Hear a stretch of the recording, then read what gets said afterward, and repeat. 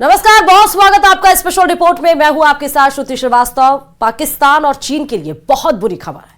भारत ने अपनी एक स्मार्ट मिसाइल को टेस्ट करके इस्लामाबाद और बीजिंग को फ्रीक में डाल दिया है। यह डबल रोल वाली सुपरसोनिक मिसाइल सबमरीन किलर का सबसे खतरनाक रूप कहा जा रहा है। देखिए रिपोर्ट।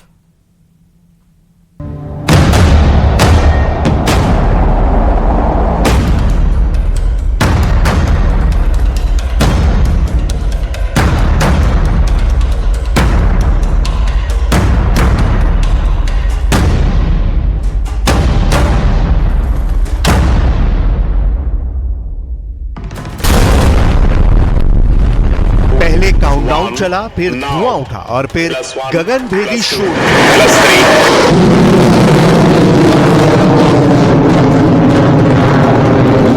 जिसके साथ आसमान को चीरते हुए दिखी भारत को समुद्री अखाड़े में अजय बनाने वाली मिसाइल।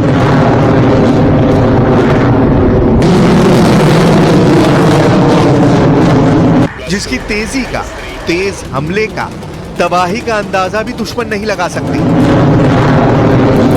यह है इंडियन नेवी का लेटेस्ट और एडवांस स्मार्ट वेपन, ऐसा अचूक ब्रह्मास्त्र जो समंदर की लड़ाई में दुश्मनों की सबमरीन का काल है। बुधवार की सुबह ओडिशा के बालासोर से लॉन्च हुए सुपरसोनिक मिसाइल से अटैक होने वाले टारपीडो को टकटकी लगाए दो दुश्मन देश ताक रहे थे, क्योंकि इस मिसाइल सिस्टम की रेंज और मार की डिटेल ने पड़ोसी दुश्मनों के दिलों में तहलका मचा दिया है। समुद्री अखाड़े में आ गया सबमरीन किलर स्मार्ट +2 +3।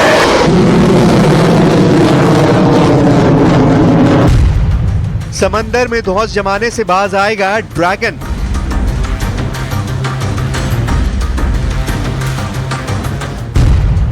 अरब सागर में पाकिस्तानी नेवी की हेकड़ी होगी गुल।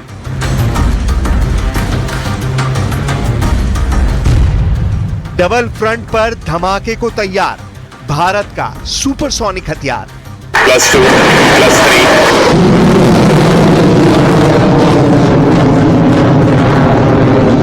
हिंद महासागर में चीन की चौधराहट की गांठ है। अरब सागर में पाकिस्तानी साजिशों का इलाज है। ये है इंडियन नेवी का सबसे लेटेस्ट धमाका, सुपरसोनिक स्पीड, लॉन्ग रेंज और सॉलिड अटैक। इंडियन नेवी के इस सबमरीन किलर की सफल टेस्टिंग हो गई है। एक दो नहीं, तीन बार कसौटी पर कसने के बाद इस मोस्ट पावरफुल लड़ाके को मोर्चे पर तैनात किया जाएगा। क्यों इंडियन नेवी के स्मार्ट सिस्टम ने दुश्मनों की नौसेना में खलबली मचा दी है?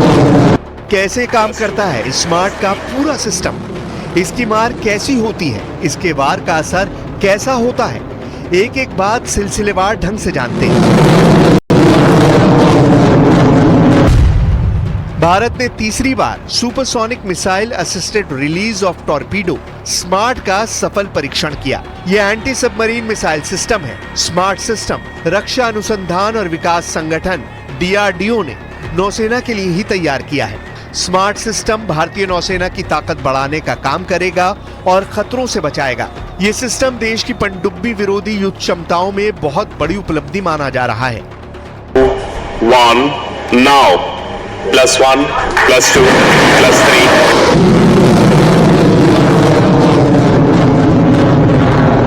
वजह है स्मार्ट की मारक क्षमता। ये दुश्मनों की अदृश्य पनडुब्बियों को समंदर में करीब 650 किलोमीटर दूर से दफन कर सकता है।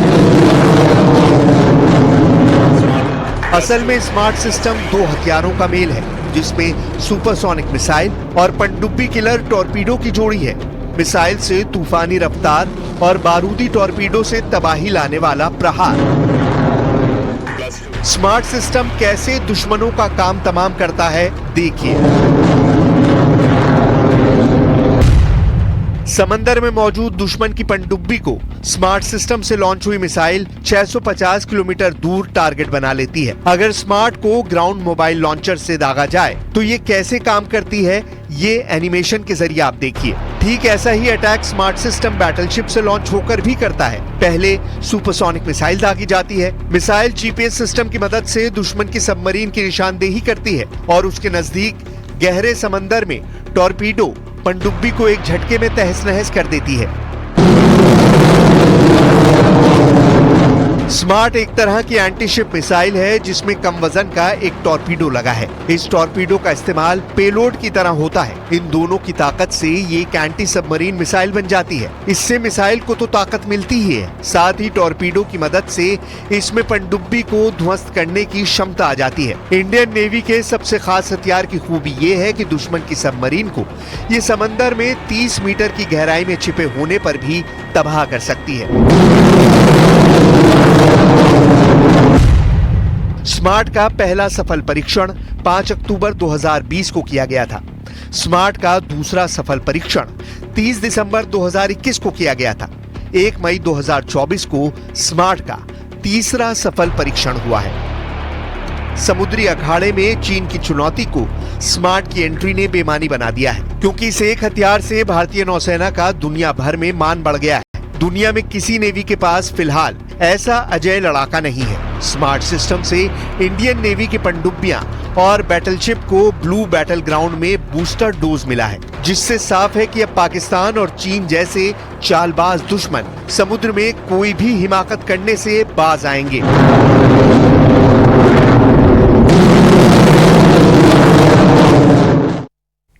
चलिए खबरों में आगे बढ़ते बताते चले स्पेशल रिपोर्ट में कि गजा के युद्ध को 200 से ज्यादा दिन हो चुके हैं और अब बड़ी खबर यह है कि इस युद्ध में चीन कूद पड़ा है। चीन के आने से सबसे बड़ा खतरा इजराइल पर मंडराने लगा है।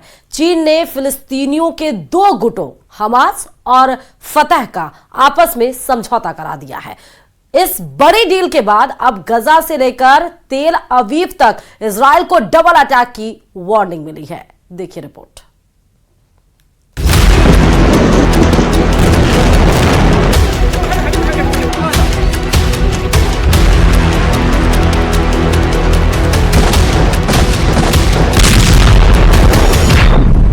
गाजा युद्ध में कूदा चीन, अब फंस गया इजराइल।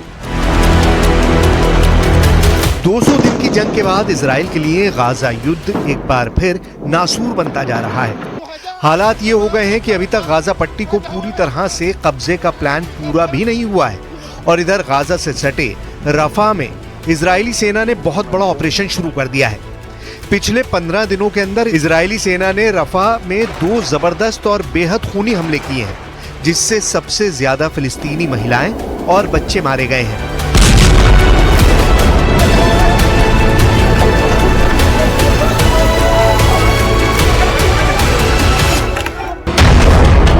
लेकिन इस बीच हारते हमास ने चीन की मदद से ऐसा कदम उठाया है जो इजराइल पर बहुत भारी पड़ सकता है।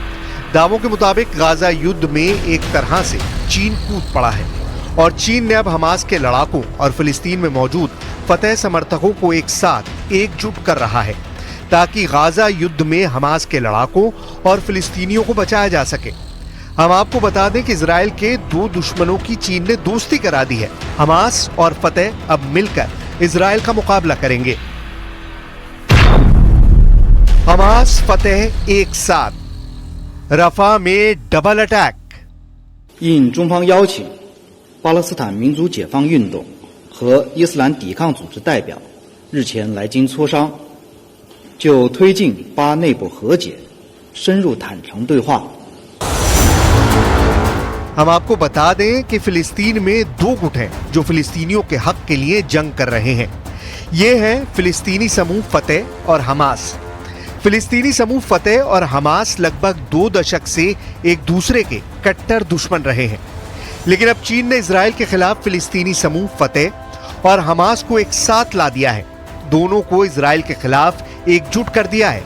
चीनी विदेश मंत्रालय के प्रवक्ता लिन जियान का दावा है कि फिलिस्तीनियों की खातिर फतह और हमास ने दुश्मनी भुलाकर एक दूसरे से हाथ मिला लिया है ताकि इजराइल के हमलों का मुकाबला गाजा और रफा में किया जा सके।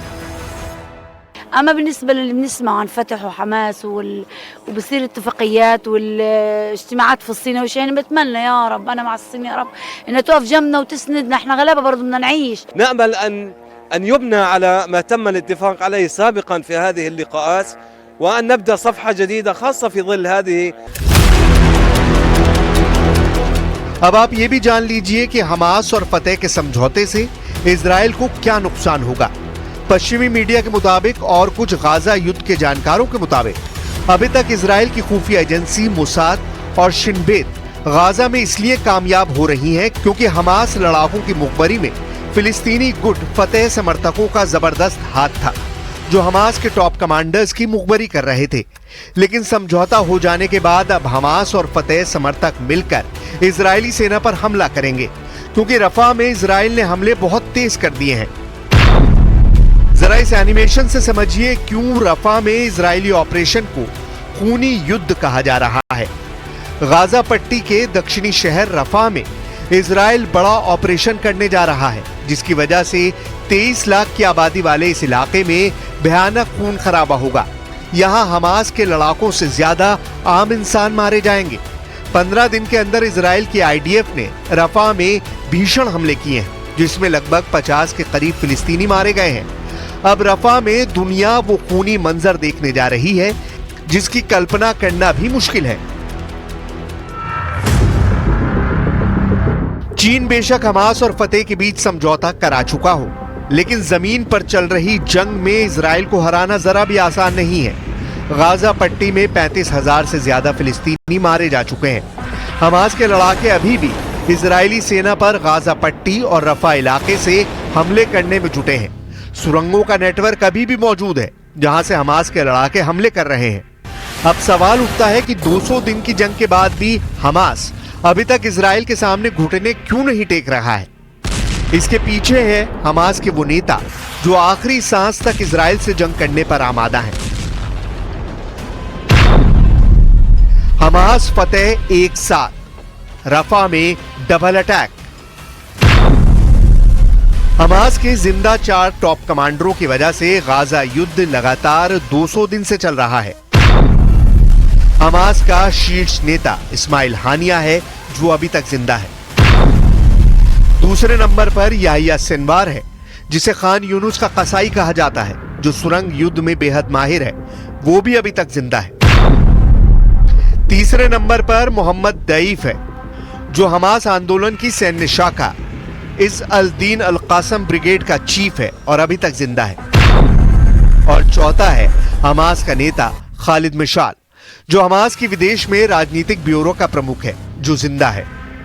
अब देखना होगा रफा पर इजराइल के बड़े हमले से पहले हमास और फतेह गुट के लड़ाके इजरायली कोहराम को रोक पाते हैं या नहीं।